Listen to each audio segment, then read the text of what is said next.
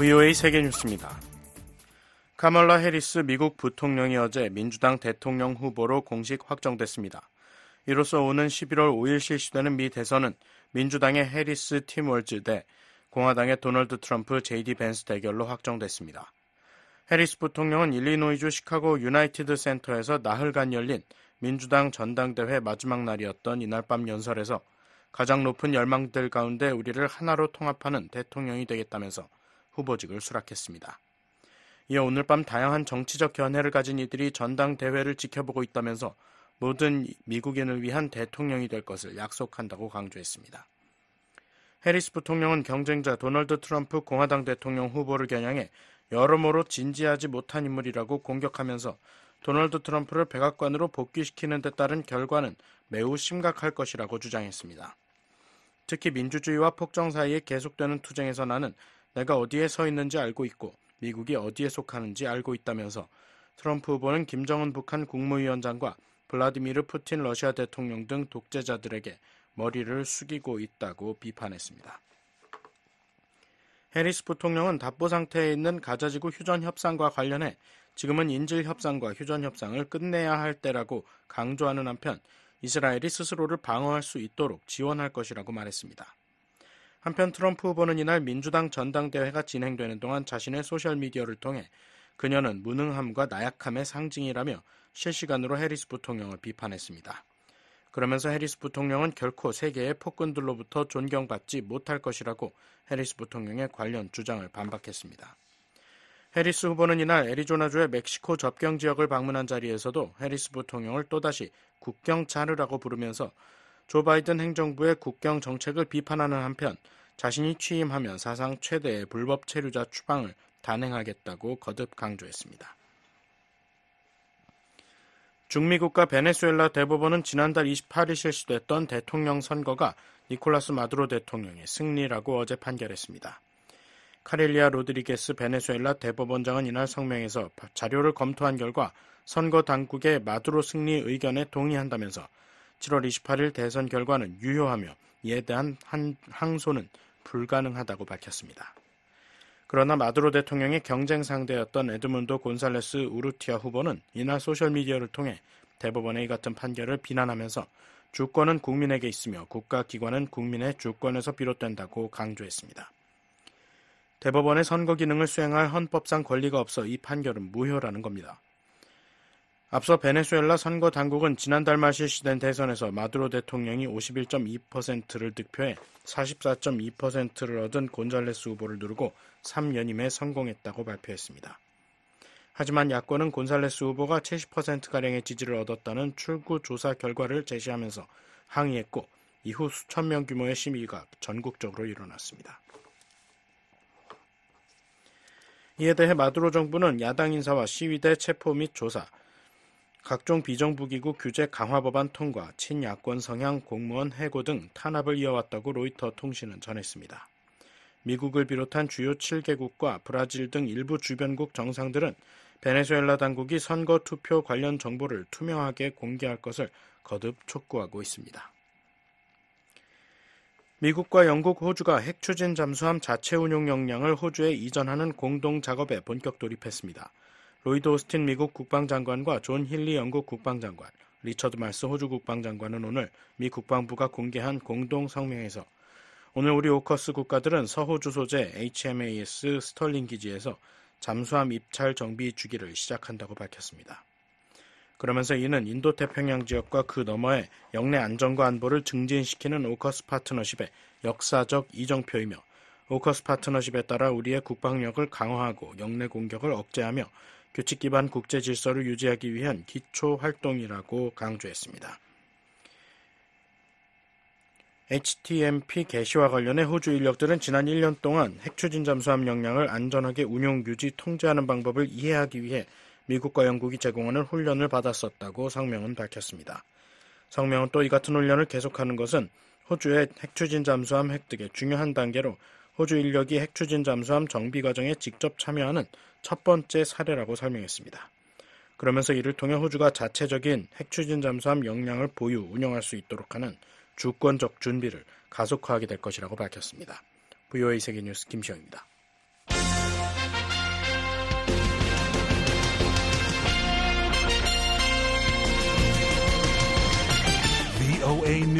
today. 여러분 안녕하십니까? 2024년 8월 23일 금요일 VOA 뉴스투데이 2부 시작하겠습니다. 진행의 김현경입니다. 이 시간에 보내드릴 주요 소식입니다. 카멀라 해리스 미국 부통령이 민주당의 대선 후보 수락 연설에서 모든 미국인을 위한 대통령이 되겠다는 의지를 밝혔습니다. 김정은과 같은 독재자에겐 아부하지 않을 것이란 점도 강조했습니다. 북한과 중국, 러시아가 인접한 중국 측 지대에 길이 나고 구조불이 들어섰습니다. 북한과 러시아가 최근 급속도로 가까워진 상황에서 일어난 변화라 더 주목됩니다. 김정은 국무위원장 집권 후 엘리트층 탈북이 크게 늘어난 것으로 나타났습니다. 북한 당국의 통제 강화로 탈북민 수가 줄었지만 한국 정부는 젊은 층의 탈북 비중 증가 등 새로운 경향들에 주목하고 있습니다. 내일 북한 날씨는 전 지역 가끔 구름 많겠습니다. 한때 비 오는 곳도 있겠습니다. 최저기온은 11에서 25도, 최고기온은 24에서 33도, 바다의 물결, 동해 앞바다 0.5에서 1.5m, 서해 앞바다 0.5에서 1m 일겠습니다. 첫 소식입니다. 카멀라 해리스 미국 부통령이 민주당의 대선 후보 수락 연설에서 모든 미국인을 위한 대통령이 되겠다며 분열된 미국을 하나로 통합하겠다는 의지를 밝혔습니다. 김정은과 같은 독재자에겐 아부하지 않을 것이란 점도 강조했습니다. 함지아 기자가 보도합니다. 카멀라 해리스 부통령이 민주당 대선 후보 지명을 공식 수락했습니다. 해리스 부통령은 22일 시카고에서 열린 민주당 전당대회 연설에서 공직 생활 동안 내게는 단 한 명의 고객이 있었고 이는 국민이었다고 말했습니다. 그러면서 국민을 대신해 정당과 인종, 성별, 할머니가 사용하는 언어에 상관없이 모든 미국인을 대신해 나의 어머니와 쉽지 않은 여정을 시작한 모든 사람을 대신해 내가 함께 자란 사람들처럼 열심히 일하고 꿈을 쫓으며 서로를 돌보는 미국인을 대신해 지구상에서 가장 위대한 나라에서만 쓸 수 있는 이야기를 가진 모든 사람을 대신해 나는 미국 대통령 후보 지명을 수락한다고 밝혔습니다. My entire career, I've only had one client, the people. I accept your nomination. 해리스 부통령은 이번 선거를 통해 우리나라는 과거의 쓰라림과 냉소, 분열적 싸움을 넘어설 수 있는 소중하고 값진 기회를 얻었다며 화합의 중요성도 강조했습니다. Our nation with this election has a precious, fleeting opportunity to move. 그러면서 이는 어느 한 정당이나 정파의 구성원이 아닌 미국인으로서 새로운 길을 개척할 수 있는 기회라고 말했습니다. 이어 다양한 정치적 견해를 가진 사람들이 오늘 밤 보고 있을 것으로 안다며 나는 오늘 모든 미국인을 위한 대통령이 되겠다고 약속한다고 해리스 부통령은 밝혔습니다. 다만 이날 해리스 부통령은 상대 후보인 도널드 트럼프 전 대통령에 대해선 비난의 목소리를 높였습니다. 특히 안보 문제에 대한 자신의 흔들림 없는 공약을 확인하며 트럼프 전 대통령과 김정은 북한 국무위원장을 동시에 비판했습니다. I will not cozy up to tyrants and dictators like Kim Jong-un who are rooting for Trump. 나는 트럼프를 응원하는 김정은과 같은 폭군이나 독재자에게 아부하지 않을 것이란 주장입니다. 이어 김정은 등이 트럼프를 지지하는 이유는 그가 아첨과 호의로 쉽게 조종될 수 있다는 것을 알고 있기 때문이라면서 그들은 트럼프가 스스로 독재자가 되기를 원하기 때문에 독재자에게 책임을 묻지 않을 것이라는 것을 알고 있다고 말했습니다. 또한 나는 대통령으로서 미국의 안보와 이상을 수호하는데 결코 흔들리지 않을 것이고 이는 민주주의와 폭정 사이의 끊임없는 투쟁 속에서 나는 내가 어디에 서 있는지 미국이 어디에 속해 있는지 잘 알고 있기 때문이라고 덧붙였습니다. 중국과 러시아에 대응해야 할 필요성을 강조하며 동맹 강화의 중요성도 역설했습니다. 해리스 부통령은 나는 우주와 인공지능 분야에서 중국이 아닌 미국이 21세기 경쟁에서 승리하도록 할 것이고 우리의 글로벌 리더십을 포기하는 것이 아니라 강화할 것이라고 말했습니다. 이어 반면 트럼프는 북대서양 조약기구 나토 탈퇴를 위협하고 푸틴에게 우리의 동맹을 침공하도록 부추기면서 러시아가 원하는 것은 무엇이든 하라고 말했다고 지적했습니다. I will make sure that we lead the world into the future on 그러면서 space 해리스 부통령 자신은 러시아의 우크라이나 침공 5일 전 볼로디미르 젤렌스키 우크라이나 대통령을 만나 침공 계획에 대해 경고하고 50개가 넘는 나라가 동원되도록 도왔다고 설명했습니다. 따라서 자신은 대통령으로서 우크라이나 그리고 나토 동맹과 함께 굳건히 서 있겠다고 밝혔습니다. 해리스 부통령은 이스라엘과 하마스의 전쟁 종식을 위해 밤낮 없이 일하고 있다고 강조했습니다. 특히 지난해 10월 7일 하마스의 공격에 대한 이스라엘의 방어권을 옹호한다면서도 동시에 지난 10개월 동안 가자 지구에서 무고한 생명이 희생된 것은 참혹한 일이라고 지적했습니다. 이날 해리스 부통령의 연설은 현지 시각으로 오후 9시 31분 남편인 더그 엠호프 변호사와 조 바이든 대통령 부부, 부통령 러닝메이트인 팀 월즈 미네소타 주지사에 대한 감사의 인사로 시작됐습니다.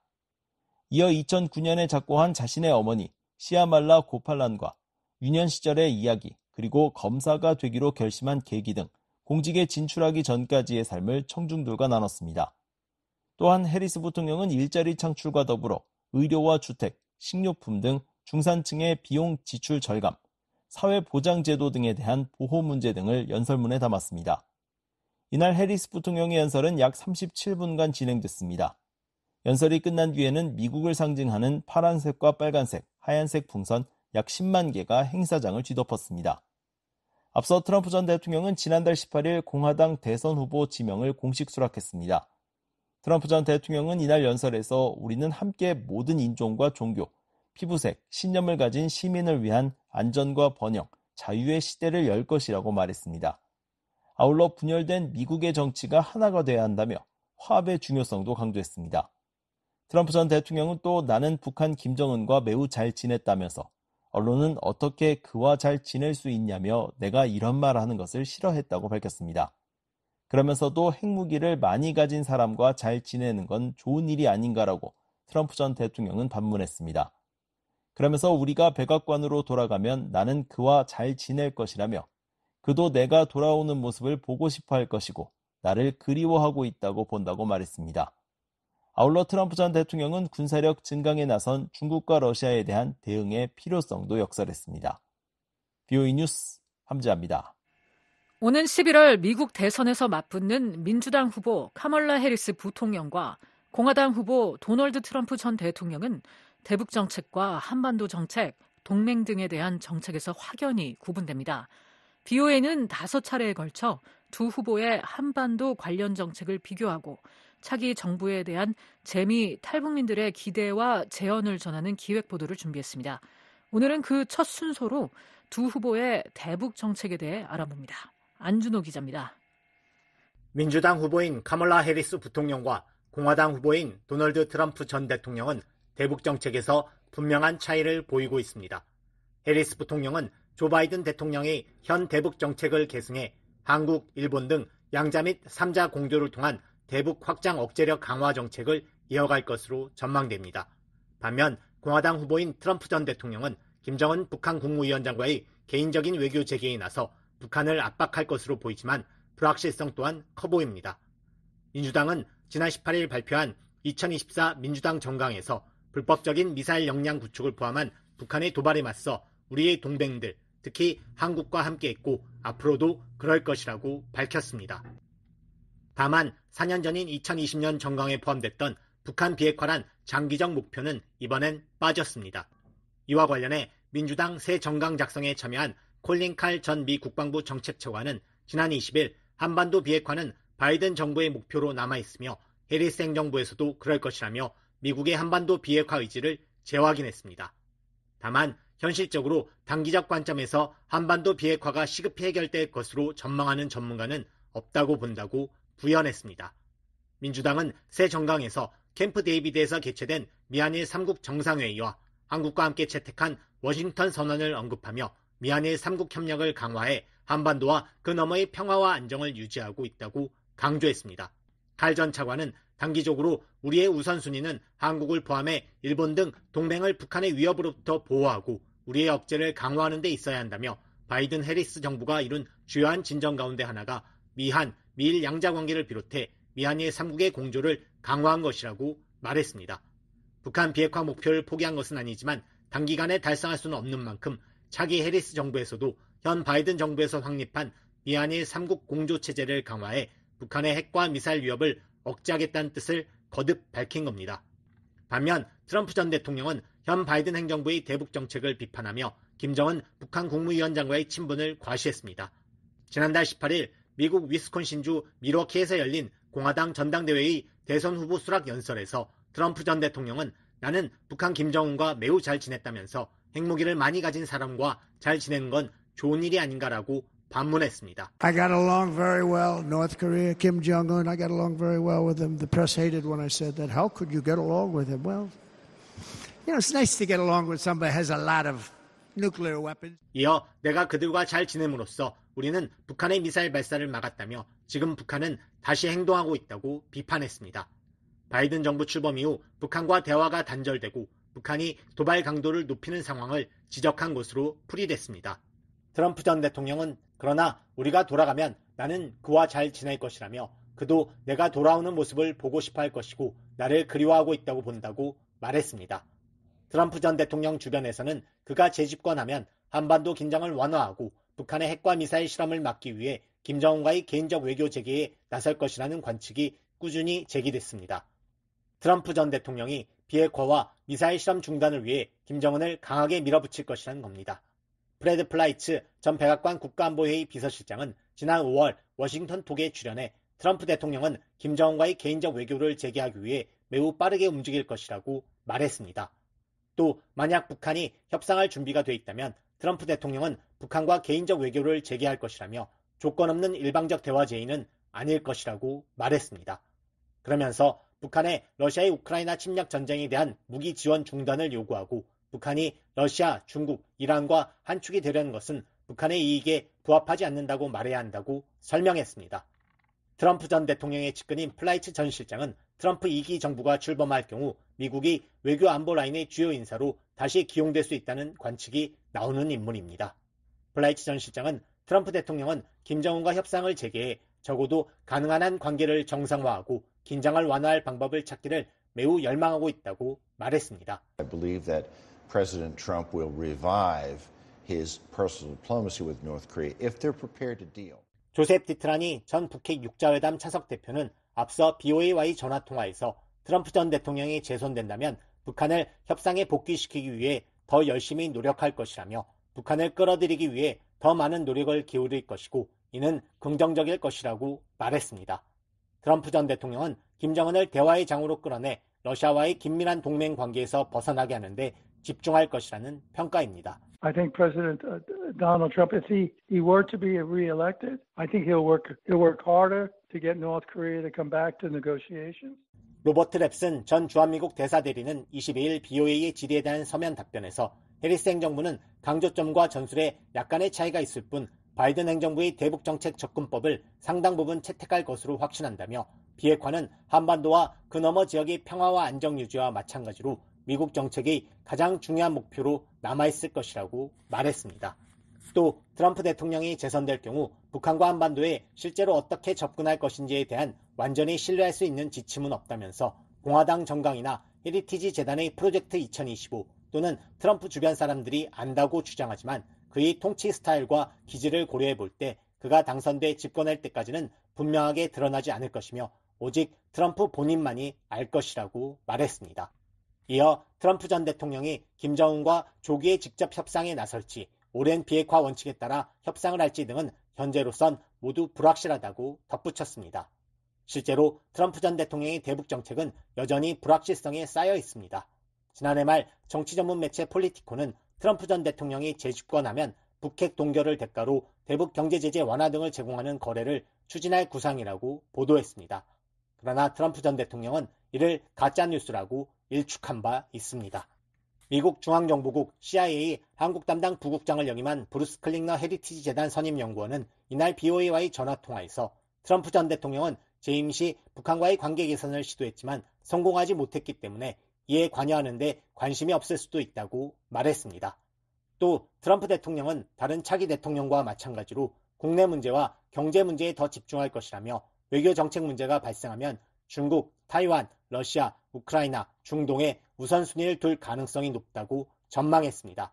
트럼프 전 대통령이 김정은과 잘 지낼 것이라고 말했지만 재집권할 경우 미북 정상회담을 통한 미북 관계 개선을 정책의 우선순위로 삼을 가능성은 크지 않다는 겁니다. President Trump, like any incoming president, would be more focused on domestic issues and economic issues. And when foreign policy issues arose, 클링러 선임 연구원은 해리스 행정부의 대북 정책은 바이든 행정부의 연장선상에 있을 가능성이 높다며 이는 북한의 유엔 결의와 미국법 위반에 초점을 맞춘 외교적 노력과 결합된 오랜 초당파적 대북 접근법과 일치한다고 말했습니다. 이어 미한일 3국의 군사관계 강화뿐 아니라 북한 인권 침해에도 초점을 맞추고 있다면서 또 한국과 일본에 지속적으로 화해를 촉구함으로써 양자 및 3자 안보 협력을 강화하고 있다고 진단했습니다. VOA 뉴스 안준호입니다. 2024년 대선을 앞두고 VOA가 준비한 기획보도. 다음 시간에는 미한 동맹에 대한 두 후보의 서로 다른 정책과 협력 전략을 살펴보겠습니다. 오는 11월 치러지는 미국 선거가 70여일 앞으로 다가온 가운데 현직인 한국계 의원들도 선거운동에 총력을 기울이고 있습니다. 일부 선거구는 격전지로 꼽히지만 한국계 의원들은 현재 대부분 우세를 보이고 있습니다. 이조은 기자입니다. 오는 11월 5일 대통령 선거와 함께 치러지는 연방 상하원 선거에 현직 의원으로서 출마하는 한국계 인사는 4명입니다. 공화당의 영킴 하원 의원과 미셸 스틸 하원 의원, 민주당의 메릴린 스트릭랜드 하원 의원은 모두 재선에 도전합니다. 특히 민주당의 앤디 킴 하원 의원은 한국계로서는 첫 연방 상원 의원에 도전합니다. 앤디 킴 의원은 21일 민주당 전당대회 무대에 올라 민주당 대통령 후보인 카말라 해리스 부통령에 대한 지지 연설을 했습니다. What I learned on January 6th is that all of us are caretakers for our great republic. 김 의원은 2021년 1월 6일 의사당 폭동 사건 때 건물에 남아 묵묵히 쓰레기를 치웠다는 당시를 회상하고 내가 1월 6일에 배운 건 우리가 모두 위대한 공화국의 수호자라는 것이라며 우리가 노력해야만 이 나라를 치유할 수 있다고 말했습니다. 임기 중 부패 재판에 휘말린 민주당의 반 메넨데즈 전 상원 의원이 18년 동안 유지했던 뉴저지 연방 상원 의원직에 김 의원은 무난히 선출될 것으로 관측되고 있습니다. 뉴저지주는 1972년 이후 민주당이 선거에서 패배한 적이 없는 곳입니다. 각종 여론조사 지표에서도 김 의원은 공화당 후보인 호텔 사업가 커티시 바쇼를 앞서고 있습니다. 1982년 매사추세츠 보스턴에서 한인 이민자 1세대 부모 아래 태어난 42세의 김 의원은 뉴저지 남부 지역에서 성장기를 보냈습니다. 2018년 하원 의원에 당선된 뒤 내리 3선을 기록한 김 의원은 정치 입문 전 오바마 행정부에서 백악관 국가안보회의 이라크 담당 보좌관을 지내는 등 국가안보 분야에서 오랜 경력을 쌓은 전문가입니다. 특히 하원 입성 후에는 한반도와 관련해 주한미군 주둔의 중요성을 강조하는 문구가 매년 국방수권 법안에 포함되도록 힘쓰는 등 미한 동맹에 대한 미국의 강력한 지지 및 양국 관계 강화를 위한 입법 활동에 참여했습니다. 또 다른 한국계 인사인 공화당의 영킴 하원 의원과 미셸 스틸 하원 의원이 민주당의 텃밭으로 불리는 캘리포니아주에서 재선에 도전합니다. 현재 두 의원의 선거구는 각종 지표에서 다른 격전지에 비해 공화당이 여전히 우세한 것으로 나타나고 있습니다. 미 정치 분석기관 쿡 폴리티컬 리포트 여론조사 결과 스틸 의원이 민주당 후보인 변호사 데릭 트럼과 맞붙는 45선거구는 현재 공화당 우세로 평가되고 있습니다. 영킴 의원이 민주당 후보인 은퇴 소방관 조셉 케르와 겨루는 40선거구는 이번 선거에서 공화당 유력으로 관측됐습니다. 한국 인천 출신으로 1975년 미국으로 이주한 영킴 의원은 에드로이스 전 하원 외교위원장 보좌관 출신으로 현재 의회에서 한반도 외교안보 문제와 관련해 가장 활발하게 활동하고 있는 인사입니다. 특히 김 의원은 바이든 행정부 초기 국무 북한 인권특사 임명을 촉구하는 데 앞장서고 북한 인권법 재승인 법안을 대표 발의하는 등 북한 인권 문제에도 큰 목소리를 내었습니다. 김 의원은 최근 국가안보를 주제로 한 본회의장 연설에선 블라디미르 푸틴, 시진핑 아야톨라 그리고 김정은이 자유 및 민주주의의 일말의 희망을 없애기 위해 협력하면서 자유세계가 공격을 받고 있다며 억지력 강화와 동맹국가 신뢰 구축의 중요성을 강조하기도 했습니다. The free world is under attack as Vladimir Putin, Xi Jinping, the Ayatollahs and Kim Jong-un 각종 입법 활동에서 영김 의원과 자주 협력해온 스틸 의원은 서울에서 태어나 한국, 일본, 그리고 미국에서 성장했으며 하원 의원으로 당선되기 전 지역 공화당 정치에 수년간 몸담아 탄탄한 공화당 지지층을 형성하고 있습니다. 스틸 의원은 특히 한반도 문제와 관련해 미국 이산가족 상봉 문제에 진전을 내기 위한 입법 활동에 적극적으로 참여하였습니다. 워싱턴주 첫 한국계이자 흑인 여성 의원이라는 타이틀을 가진 스트릭랜드 의원이 재선에 도전하는 워싱턴주 10선거구는 이번 선거에서 민주당이 유력한 것으로 평가되고 있습니다. 워싱턴주는 정당과 관계없이 예비선거에서 득표율이 많은 2명의 후보를 본선거에 보내는데 지난 6일 예비선거에서 스트릭랜드 의원은 54.4%의 득표율을 기록했습니다. 스트릭랜드 의원은 당시 예비선거에서 득표율 27.8%를 얻은 엔지니어 출신의 공화당 소속 돈 휴액과 11월 선거에서 맞붙게 됩니다. 미군인 흑인 아버지와 한국인 어머니 사이에서 태어난 스트릭랜드 의원은 재향군인 관련 입법 활동에 적극적으로 참여하였습니다. 스틸 의원은 한반도와 관련해서 미한동맹의 중요성을 강조하는 각종 결의안과 함께 한반도 평화법안의 공동 발의자로 참여한 바 있습니다. VOA 뉴스 이조은입니다. 북한과 중국, 러시아가 인접한 중국 측 지대에 길이 나고 구조물이 들어섰습니다. 북한과 러시아가 최근 급속도로 가까워진 상황 속에서 일어난 변화라 더 주목됩니다. 함재하 기자가 보도합니다. 북한과 러시아 국경과 맞닿아 있는 중국 측 접경지대에서 큰 변화가 관측됐습니다. 플래닛랩스가 두만강변 중국 최동단 지점을 촬영한 최근 위성사진을 살펴보면 과거 숲으로 우거진 지대에 길이 만들어지고 길 중간중간엔 흙바닥으로 된 공터가 형성돼 있습니다. 길과 연결된 공터는 총 9곳으로 이 중 3곳에는 건물 혹은 구조물로 보이는 물체가 들어서 있습니다. 길은 한 지점을 출발해 같은 곳으로 되돌아오는 긴 타원형 모양이고 그 길이는 약 1.6km입니다.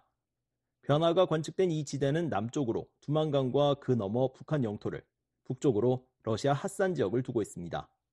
마치 북한과 러시아 영토 사이를 길게 찔러 들어간 모양을 하고 있는 지대인데 이번에 우주에서 보일 만큼 선명한 길과 구조물이 식별된 것입니다.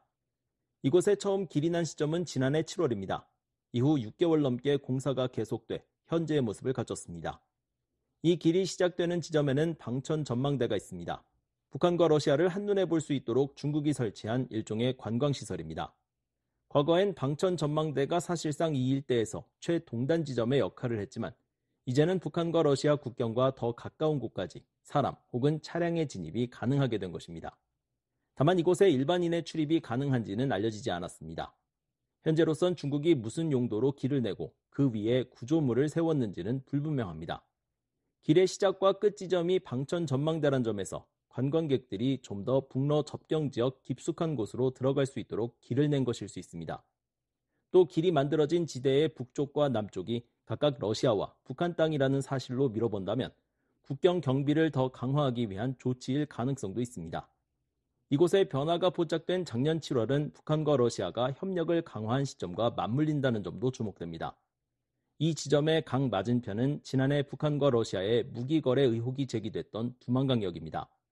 미국 백악관은 작년 초 북한과 러시아가 두만강역 화물 야적장에서 탄약 등을 거래했다며 화물 열차가 찍힌 위성사진을 공개한 바 있습니다. 전문가들은 중국이 이 일대를 오랜 기간 한반도 동해로의 진출 통로로 활용하려 했다는 사실에 주목했습니다. 북한 경제 전문가인 브래들리 뱁슨 전 세계은행 고문은 20일 BOA와의 전화통화에서 라진 일대는 중국과 러시아 모두 북한 측 항구를 다시 활용하려는 관심 지역으로 다시 부상하고 있다고 말했습니다. The Rangian area is all of a sudden reemerging as an interesting area where there's a motivation. 그러면서 블라디미르 푸틴 러시아 대통령과 시진핑 중국 주석은 중국 선박이 강을 통해 바다로 나가고 또 이를 통해 중국의 무역이 더 개방될 수 있도록 하는 방안에 합의하는 등 중러 사이엔 여러 아이디어가 나오고 있다고 덧붙였습니다. 중국은 동중국해, 남중국해를 통해서만 바다로 연결되는 나라로 현재 한반도 동해상으로 진출할 수 있는 길은 북한과 러시아에 의해 막혀 있습니다. 하지만 뱁슨 전 고문은 중국이 두만강을 통한 수로 확보를 위해 러시아와 협의를 했다는 설명입니다. 실제로 중국은 지난 2021년 두만강 한 지점에 선박이 정박할 수 있는 시설을 만들었습니다. 이번에 변화가 관측된 곳에선 불과 약 800m 떨어져 있어 이 둘 사이의 연관성에도 관심이 쏠립니다. 뱁슨 전 고문은 중국이 실제로 한반도 동해바다로 나가기 위해선 북로 사이에 연결된 철교 아래로 선박 통행을 가능하게 해야 한다고 말했습니다. 이어 이는 실용적이고 공학적인 질문이 될 것이라며 북한을 포함한 3국이 해법을 찾기 어렵지 않은 사안이라고 덧붙였습니다. 한반도 전문가인 데이비드 맥스웰 아태 전략센터 부대표는 21일 BOE에 라진항은 남북한과 중국, 러시아 3국의 효율적인 내륙 교통망과 연결될 경우 동북아의 경제 중심지이자 글로벌 해운 접근성을 제공할 수 있는 잠재력을 가지고 있다며 이번에 포착된 움직임에 주목했습니다.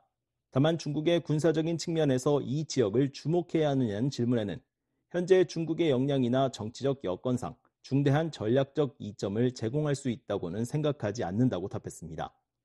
그러면서 북한이 중국 군함의 접근을 허용하지 않을 가능성과 중국 내 육상 교통 인프라와의 연결이 여의치 않다는 점을 주요 이유로 꼽았습니다. 맥스웰 부대표는 이 지역에서의 변화가 어떤 것을 의미하는지 정확히 알 수 없다면서도 단지 탈북자를 감시하기 위한 순찰로일 수 있다고 추정했습니다. BOE 뉴스 함지아입니다. 캠프 데이비드 정상회의 1주년을 맞아 미국 국제개발처장이 3국의 개발협력 진전을 높이 평가했습니다. 우크라이나와 아프리카 등지에서 보건과 에너지 지원에 함께 나서는 한국과 일본이 미국의 필수적인 파트너라고 강조했습니다. 조은정 기자가 보도합니다.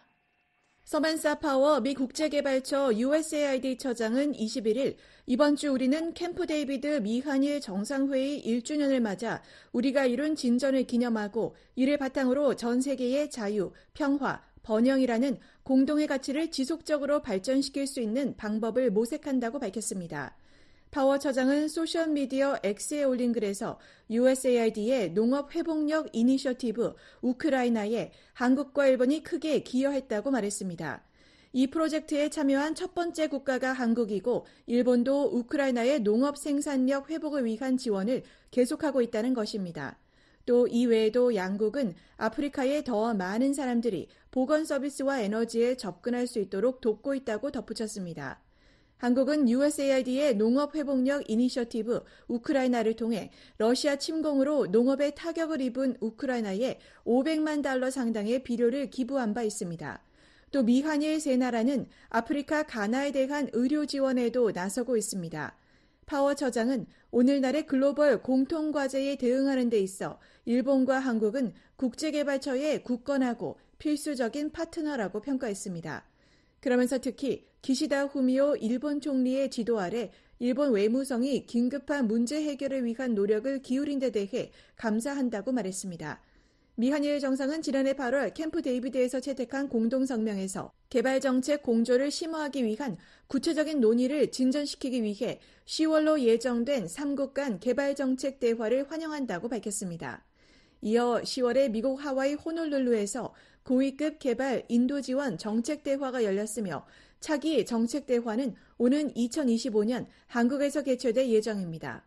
필립 골드버그 주한 미국 대사도 지난 17일 캠프 데이비드 정상회의 1주년을 맞아 미한일 협력에서 우리가 이룬 진전에 대해 생각하게 된다며 이 여정은 자유롭고 안전하며 번영하는 인도태평양에 대한 공동 비전을 구축하고 있다고 말했습니다.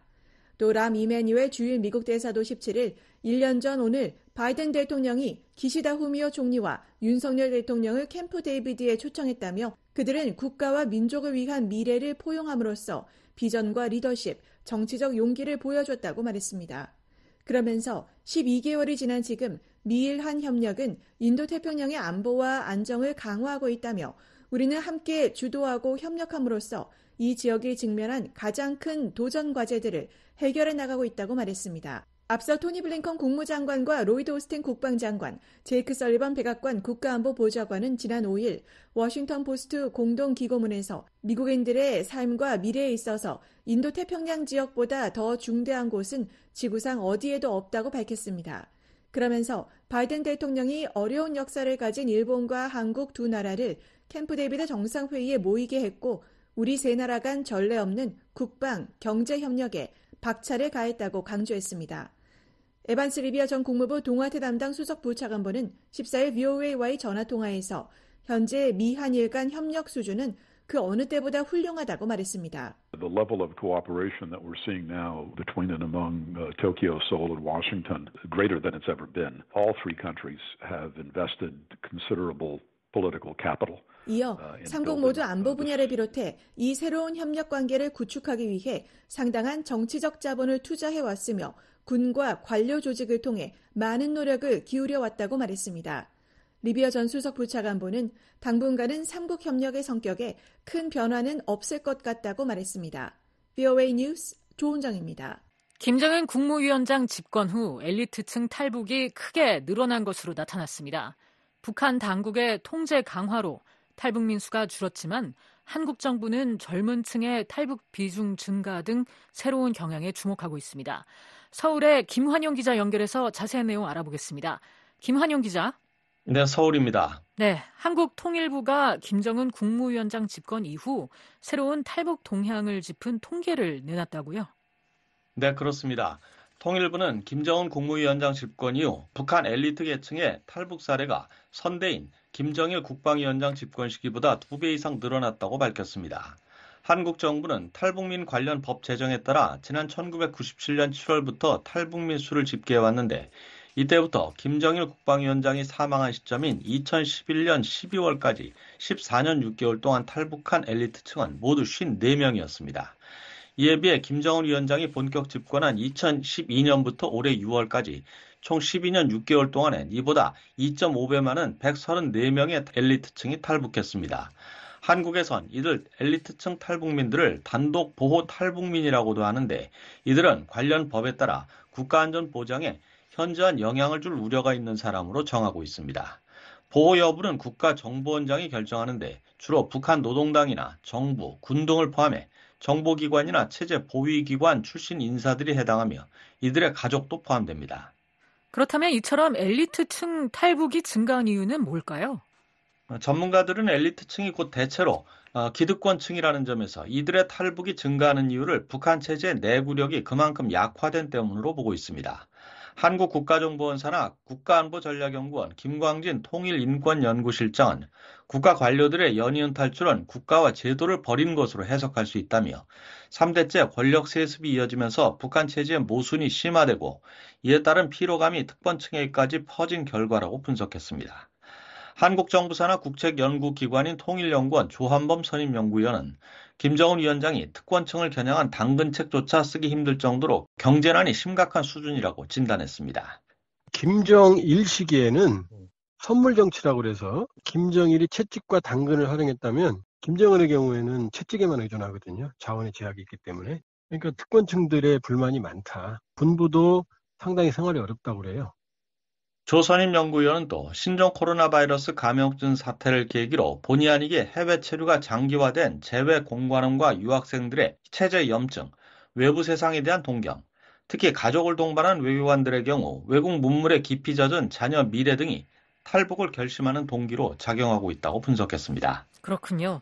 한국 정부가 주목하는 또 다른 탈북 경향이 있나요? 네, 탈북민 가운데 20, 30대 젊은 층의 비중이 늘어나고 있는데도 주목하고 있습니다. 김영호 통일부 장관은 20일 서울에서 가진 외신기자 간담회에서 지난해 탈북민 196명 중 2030 세대가 50%가 넘는다고 밝혔습니다. 또 최근 동부전선과 서해 교동도를 통해 한국에 망명한 북한 군인과 주민 또한 모두 20대 남성이라고 전했습니다. 김 장관의 이 발언은 북한 주민들의 외부 정보에 대한 욕구가 강하다는 점을 강조하는 과정에서 나왔는데요. 특히 젊은 세대들의 정보 접근권 강화를 위한 정부 차원의 의지를 표명한 것으로 풀이됩니다. 그렇다면 앞으로 젊은 층의 탈북이 한층 늘어날 가능성이 있겠군요. 네, 그런 전망을 내놓는 전문가들이 있습니다. 미국의 인권재단인 휴먼 라이츠 파운데이션 이성민 한반도 담당국장은 최근 탈북 경향의 특징 중 하나가 생존에 급급해서 탈출하기보다는 정보 습득과 준비 과정을 거친 기획성 탈북이 늘어나고 있다는 점이라고 말했습니다. 이 국장은 이미 한국에 나와 있는 3만 명이 넘는 탈북민들이 북한의 가족들과 자주 연락하면서 한국 내 사정을 자세히 전하기 때문에 한국에서 적응이 어려운 고령층에 비해 젊은 층이 탈북에 더 큰 관심을 갖는 경향을 보이고 있다고 말했습니다. 한국에 오면 나이가 계신 분들 정착을 굉장히 어려워하시는 분들이 많잖아요. 그 탈북 권유를 안 하는 경우가 좀 많이 봤거든요. 그리고 젊은 경우, 예를 들면 사촌이나 젊은 형제나 이런 경우는 많이 권유하는 경우가 있고, 또 다른 하나는 지금 탈북이 굉장히 어려워졌잖아요. 비용도 높아지고. 그래가지고 정말 이게 탈북을 선택하는 것도 젊은 친구들 권유하는 그런 추세인 것 같아요. 조한범 선임연구위원은 지난해 탈북한 한 청년의 경우 한국 당국과의 탈북 후 첫 조사에서 북한에서 보다만 한류 드라마를 마저 보고 싶다고 할 정도로 북한의 이른바 MZ세대는 기성세대와는 판이한 외국 문화에 매우 민감한 세대라고 말했습니다. 그렇군요. 한편 한국 내 탈북민들의 미디어 활동이 활발해지고 있다는 조사 결과가 나왔다고 하던데 어떤 내용인가요? 네, 통일연구원 조현정 부연구위원이 최근 연구원 홈페이지를 통해 발표한 보고서 내용인데요. 탈북민 출신인 조 부연구위원은 보고서에서 탈북민들의 북한 인권 증진 활동이 다양한 미디어를 통해 이루어지고 있다고 밝혔습니다. 조 부연구위원은 특히 탈북민이 운영하는 유튜브가 2020년 이미 100여 개에 달했고 지금은 더 많을 것이라며 젊은 탈북민들이 시대 변화에 맞게 북한 실상을 전 세계에 알리는 데 큰 효과를 내고 있다고 평가했습니다. 유튜브의 확산에 대한 어떤 성과는 매우 크다고 보는데 이게 국가기관이나 국제기구에서 북한 인권 문제를 공고를 하거나 할 때 유튜브를 통해서 1차적인 정보를 알고 그다음에 이제 팩트 체크를 해서 아마 북한 인권 침해 관련된 어떤 공고들을 만들어낼 수도 있다고 저는 봅니다. 보고서는 탈북민들이 종합편성 채널과 다큐멘터리, 영화, 뮤지컬, 에세이 등 문학작품, 그림, 유튜브 등 다양한 미디어 창구를 통해 고향을 떠날 수밖에 없었던 현실, 탈북 과정에서 벌어지는 끔찍한 사연 등을 증언하고 있다고 밝혔습니다. 서울에서 VOA 뉴스 김환용입니다.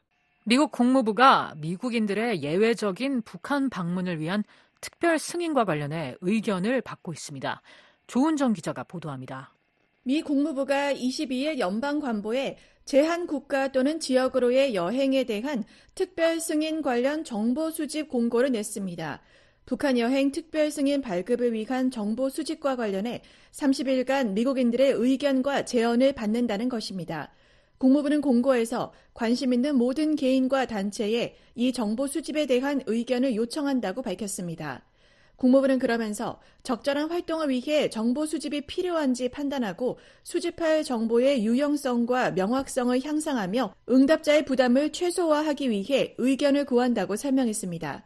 특별 승인 요청 시 신청자가 제출하는 정보는 발급 여부를 판단하는 데 필요하다고 국무부는 설명했습니다. 국무부는 2017년 9월 북한 여행 금지 조치를 발표하면서 미국의 국익에 부합하는 경우 방문을 허용해 왔습니다.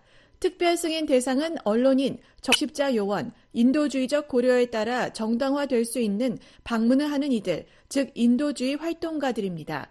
신청자들은 여행 예정일과 현지에서 자신의 역할, 여행이 국익에 부합하는 이유를 설명하는 진술서와 증빙 서류를 제출해야 합니다. 특히 복수방문 특별 승인을 신청하려면 지원자나 소속 단체가 과거 모니터링이 잘 된 중요한 인도주의 사업을 위해 북한을 여러 번 방문한 기록이 있어야 하고 향후 2년 동안 북한을 여러 번 방문해야 할 필요가 있음을 보여주는 문서도 제출해야 합니다.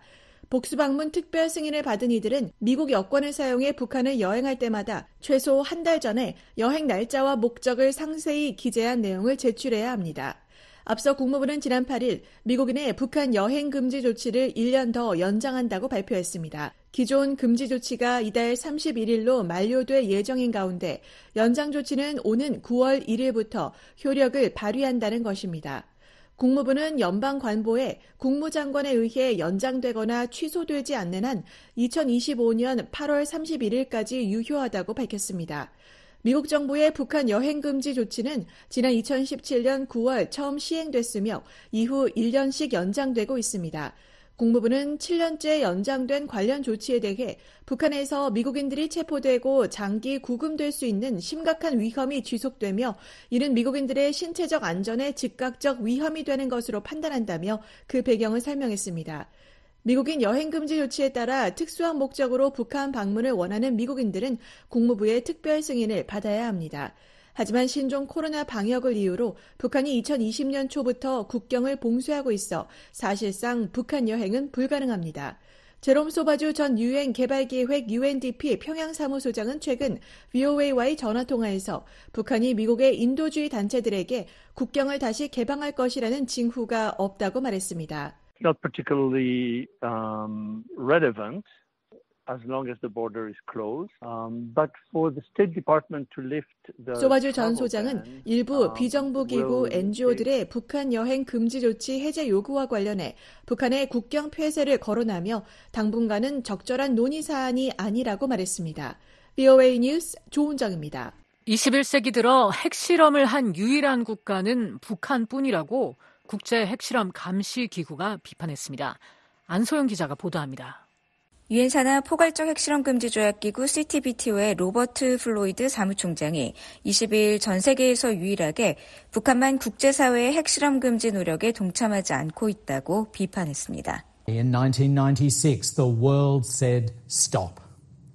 A treaty was signed to end those tests once and for all. The comprehensive 플로이드 nuclear 사무총장은 오는 test. 29일 지난 2009년 유엔이 지정한 국제 핵실험 반대의 날을 앞두고 공개한 영상 메시지에서 모든 종류의 핵실험을 금지하는 내용을 골자로 하는 포괄적 핵실험 금지 조약이 체결된 시기를 지적하며 1996년 마침내 전 세계가 핵실험 중단을 결정했다면서 2000년 이후 모두 북한에 의한 오직 6차례의 핵실험만 있었다고 지적했습니다. 북한은 지난 2006년 10월을 시작으로 2009년 5월과 2013년 2월, 2016년 1월과 9월, 2017년 9월에 걸쳐 6차례 핵실험을 진행한 바 있습니다. 플로이드 사무총장은 이어 핵무기 실험이 이루어지면 놀라운 CTBTO 기술이 지구 어디서든 거의 즉시 핵실험을 감지해 전 세계가 신속하게 알게 될 것이라고 말했습니다. 그러면서 핵실험에 나서는 국가들은 대가를 치르게 될 것이라고 경고했습니다. Global solidarity against any such testing is getting stronger and stronger. Any country contemplating a nuclear 플로이드 사무총장은 어떤 핵실험에도 반대하는 글로벌 연대는 점점 더 강해지고 있다며 핵실험을 고려하는 어떤 국가도 핵무기를 실험할 경우 국가 신뢰도와 위상에 대한 대가가 커진다는 그 사실 한 가지를 확신할 수 있다고 말했습니다. 오스트리아 비내에 본부를 둔 CTBTO는 유엔이 1996년 모든 종류의 핵실험을 전면적으로 금지하는 조약을 채택하면서 발족한 감시 기구입니다. 안토니오 구테르스 유엔 사무총장도 국제 핵실험 반대의 날에 앞서 성명을 내고 핵실험 종식을 촉구했습니다. 구테르스 사무총장은 거의 80년 동안 전 세계 60여 곳에서 2,000여 회의 핵실험이 실시됐다며 이 같은 실험은 파괴의 유산을 남겼고 토지에 사람이 살 수 없게 만들었으며 인간에게 장기적인 건강 문제를 야기했다고 말했습니다. 그러면서 최근 핵실험 재개를 요구하는 목소리가 나오는 것은 과거의 끔찍한 교훈이 잊히고 무시되고 있음을 보여준다고 지적했습니다. 이어 CTBT는 모든 핵실험을 금지하는 유일한 조약이자 필수적이고 검증 가능한 안보수단이라며 모든 국가가 조건 없이 즉시 비준할 것을 촉구한다고 덧붙였습니다. 현재 187개국이 서명하고 178개국이 비준한 CTBT는 발효되지 못해 법적 구속력을 갖고 있지 않습니다. CTBT가 발효되려면 핵기술을 보유한 44개국 모두가 서명 및 비준을 해야 하는데 이 중 미국과 중국, 이란, 이집트, 이스라엘은 서명만 했고 북한과 인도, 파키스탄은 서명조차 하지 않고 있습니다. 국제 핵 전문가들은 북한의 풍계리 핵실험장이 언제든 7차 핵실험을 실시할 수 있도록 준비된 상태라고 평가해왔습니다. They're keeping it ready to do a test, but we don't know why they're not testing. We really don't know. Is it political? 데이비드 올브라이트 미국 과학국제안보연구소 소장은 지난 3월 VOA와의 통화에서 북한이 핵실험장을 유지하고 실험을 할 준비가 돼 있다며 다만 정치적 혹은 일부 기술적 이유로 7차 핵실험을 유보하고 있을 수 있다고 진단했습니다. 국제원자력기구 IAEA의 라파엘 그로시 사무총장도 지난 3월 IAEA 이사회 개회사에서 풍계리 핵실험장은 여전히 사용 중이며 새로운 핵실험을 지원할 준비가 돼 있다고 지적했습니다. VOA 뉴스 안소영입니다.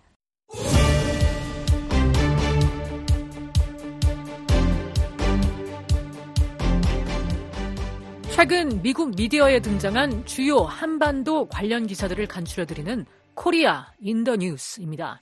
노시창 기자와 함께합니다. 안녕하세요. 안녕하세요. 네, 주초에는 여러 매체들이 일제히 미군과 한국군의 대규모 연합훈련, 을지 자유의 방패 연습이 시작됐다는 소식을 전하고 있어서 한반도의 군사적 동향이 미국인들에게 큰 관심거리구나 하는 것을 짐작할 수 있게 하는군요. 그렇습니다. 여러 신문, 방송, 정기 간행물들이 이 소식을 전하고 있는데요. 내용은 되게 비슷합니다. 워싱턴 포스트는 19일 미한 양측이 북한에 증대하는 위협에 대응하기 위해 크게 확대된 올해 군사훈련을 시작했다고 전했습니다. 올해 훈련은 19일부터 22일까지, 그러니까 어제까지 계속이 되는데 작년보다 크게 늘어난 48회의 야외 기동 훈련이 실시된다고 보도했습니다. 이 신문은 또 윤석열 대통령이 19일 세계에서 가장 무분별하고 비이성적인 북한에 대응하기 위해서 군사적 준비 태세가 강화돼야 한다고 이번 훈련의 중요성을 말했다고 전했습니다. 정치 전문지인 폴리티코는 올해 훈련이 남북한 긴장이 고조되고 있는 상황에서 전개되는 반복 게임의 연속이라고 표현하고 있고요. 시사주간지 뉴스위크는 북한이 이 훈련을 미국의 핵전쟁 전주곡이라 비난했다고 보도했습니다. NBC TV는 북한이 연합훈련을 비난하면서 그렇기 때문에 자신들의 핵 무력 강화는 정당하다고 주장했다고 전했습니다. 네. 북한군 병사 한 명이 20일 휴전선 동부 비무장지대를 넘어서 기순했다는 소식도 여러 매체들이 보도하고 있네요. 네, 한국군 당국의 발표와 연합통신 보도를 인용한 소식들입니다. 로이터 통신은 북한 병사 한 명이 강원도 고성군 군사분계선을 넘어왔다면서 대부분의 탈북자들이 중국이나 제3국을 거쳐 한국으로 오는 데 비해서 휴전선을 넘어오는 건 위험하고 드문 일이라고 전하고 있습니다. UPI 통신은 한국이 이달 대북 확성기 방송을 시작한 가운데 이달 초 북한인 한 명이 서해 중립 수역을 넘어온 이후에 두 번째 탈북 사례라고 전하고 있는데요. 혹 탈북이 이 확성기 방송 재개의 영향이 아닌가 첨치고 있기도 합니다. 또 뉴스위크지는 남쪽의 한국군은 계급이 하사인 것으로 보이는 북한 병사의 움직임을 처음부터 주시하고 있다가 신병을 확보했으며 관계 당국이 탈북 경위를 조사하고 있다고 전했습니다. 네. 월스트리트 저널은 김정은이 모든 북한인들의 탈출을 막기를 원하지만 그게 작동을 하지 않는다고 보도했네요. 네. 주민들이 남한으로 탈출하는 걸 막기 위해서 김정은은 비무장지대에 새로운 경계망, 그러니까 철조망을 더 설치하고 전방 초소의 무장을 강화하고 지뢰를 더 매설하는 등의 조치를 서두르고 있지만 북한 주민은 언제나 어떻게든 새로운 탈출로를 찾아낸다고 전하고 있습니다. 지난 화요일 아침 발생한 최근의 탈북 사건도 바로 그런 놀라운 방식을 보여주는 예라는 것입니다. 또 현역 군인의 탈북은 5년 만에 처음이라고 전하고 있습니다. 네. 조 바이든 미국 대통령이 지난 3월 러시아, 중국, 북한 3국의 조율된 핵 공격에 대처하기 위한 극비의 새로운 핵무기 운용 전략을 승인했다고 뉴욕타임스가 보도했군요. 네, 이 신문은 새 지침이 앞으로 10년 동안 중국의 핵무기가 그 규모와 다양성 면에서 미국과 러시아를 능가할 것이라는 국방부의 판단이 나온 후에 나온 것이라고 전했습니다. 지금까지는 적대 세력에 조율된, 그러니까 코어디네이티드 된 핵 위협이 미국의 핵 무력을 능가한다는 가정이 요원한 일인 것으로 여겨졌지만 러시아와 중국의 동반자 관계가 부상하고 우크라이나와 싸우는 러시아에 북한과 이란이 재래식 무기를 제공하는 등 이런 추세에 따라서 워싱턴의 생각은 근본적으로 바뀌었다는 것입니다. 네, 새로운 문서는 내년 1월 20일 누가 미국의 차기 대통령으로 취임을 하든 그에게는 심각한 경고가 된다고 지적을 했군요. 그렇습니다. 이 신문은 차기 대통령이 불과 3년 전보다 크게 달라진 핵 상황을 맞게 된다는 것인데요. 도널드 트럼프 전 대통령은 북한 지도자 김정은과 세 차례 회담을 가진 후에 북한이 핵 계획을 포기할 것으로 믿었지만 실제로는 그 반대가 됐다고 지적했습니다. 또 북한이 소수의 핵무기를 갖고 있을 때는 그것을 미사일 방어망으로 막을 수가 있었지만 지금은 그 수준이 파키스탄과 이스라엘 수준으로 빠르게 접근하고 있다는 것입니다. 그것이 모스크바, 베이징과 조율된다면 큰 위협이 될 수 있다는 것이죠.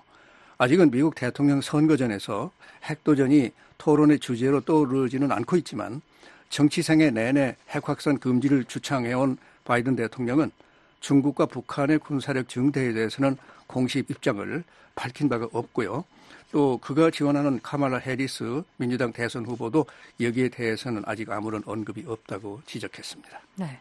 한편 미국이 한국 전쟁 때 사망한 미군 유해 발굴 작업팀의 방북을 계속 허용하지 않아서 불만이다. 이 CNN 방송이 보도를 했네요. 네, 미 국방부 전쟁포로 실종자 확인국 DPAA의 켈리 맥키그 국장은 최근 북한이 어떤 형태의 대화에도 반응을 보이지 않고 있다고 답답한 상황을 털어놨다는 것입니다.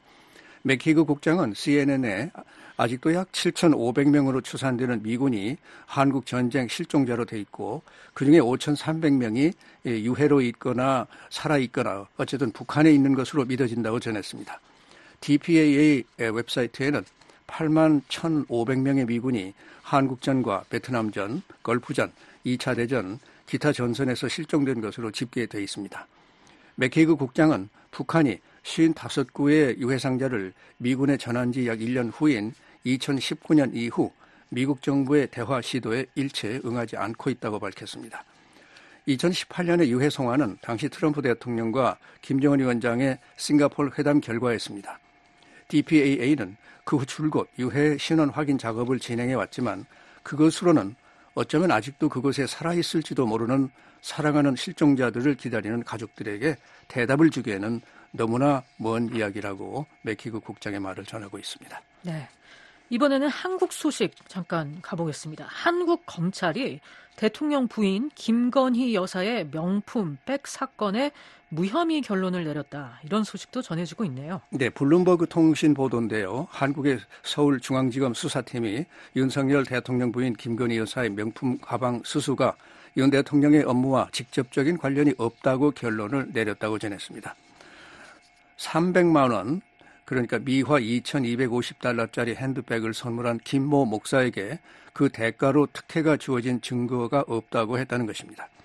이번 사건은 지난 5월 김 여사가 명품 가방을 받는 동영상이 유포되면서 수사가 시작됐고 2022년 말 한국의 정치 폭풍을 불러왔다고 이 통신은 전했습니다. 야당인 민주당은 이번 검찰 결정을 비난하고 특검 수사를 통해서 진실을 밝혀야 한다고 주장했다고 이 통신은 전했습니다. 네. 이 외에도 미국이 한국에 아파치 헬리콥터 36대를 판매하기로 한 데 대해 북한이 지역 안보를 위협하는 도발적인 행동이라고 비난한 소식, 또 경기도 부천의 한 호텔에서 화재가 발생해 7명이 사망한 사건 등도 오늘 여러 신문 방송에서 볼 수가 있었죠. 자, 흥미로운 소식 하나 또 있습니다.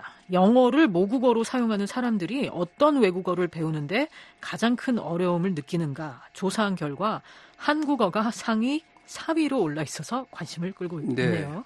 네, 이 광범위한 여행 관련 정보를 제공하는 미국의 온라인 매체 Far and Wide가 수많은 언어 중에 상위 25위까지를 조사 발표했는데요. 한국어가 네 번째로 배우기 어렵다고들 한다는 것입니다. 네, 배우기 어려운 언어 1위는 어느 나라 언어입니까? 중국 표준어인 만다린어입니다. 만다린어는 중국인 13억 명이 쓰고 있어서 세계에서 가장 많은 인구가 사용하는 말이기는 하지만 수천자에 달하는 한자를 배워야 하기 때문에 외국인에게는 극히 어렵다는 것입니다. 네. 그 다음이 아랍어입니다. 아랍어는 28가지의 글자를 갖고 있고 오른쪽에서 왼쪽으로 씁니다. 대부분의 단어에 모음이 없고 다른 단어에는 없는 발음들이 많다고 합니다. 3위는 일본어, 그리고 4위가 한국어입니다. 일본어도 간지라고 부르는 수천 개의 글자를 익혀야 하기 때문에 어렵다고 하고요. 네, 한국어가 배우기 어려운 점은 무엇이라 합니까? 불과 24자의 자음, 모음, 배합으로 세계에서 가장 논리적인 문자 시스템을 갖고 있기는 한데 말은 배우기가 어렵다고 느낀다는 것입니다. 네. 이 수많은 단어가 서로 발음이 비슷하고 한자나 영어 단어처럼 보면 의미가 전달되는 것이 아니기 때문에 어렵다고 합니다. 소리만을 표기하기 때문에 어렵다는 거죠. 그러니까 표의 문자가 아니라 표음 문자의 특징인 거죠. 문장 구성도 영어와 달라서 어렵다. 즉 영어는 주어, 동사, 목적어순, 즉 나는 간다, 학교 이런 식인데 네. 한국어는 주어, 목적어, 동사가 다르다. 나는 학교에 간다 이런 순이어서 어렵다고 합니다. 네, 그만큼 한국어에 대한 관심도 많아졌다는 뜻이 될 텐데 그 외에 그러면은 10위권에 드는 어려운 언어들 어떤 게 있습니까? 네, 5위가 타이어, 6위 베트남어, 7위 힌디어, 8위 아이슬란드어, 9위가 헝가리어, 10위가 핀란드어 순으로 되어 있습니다. 네, 지금까지 코리아 인 더 뉴스였습니다. 지금까지 VOA 뉴스투데이 2부 들으셨습니다. 잠시 후에는 세계 뉴스에 이어 여기는 워싱턴입니다가 방송됩니다. 여러분의 많은 애청 바랍니다.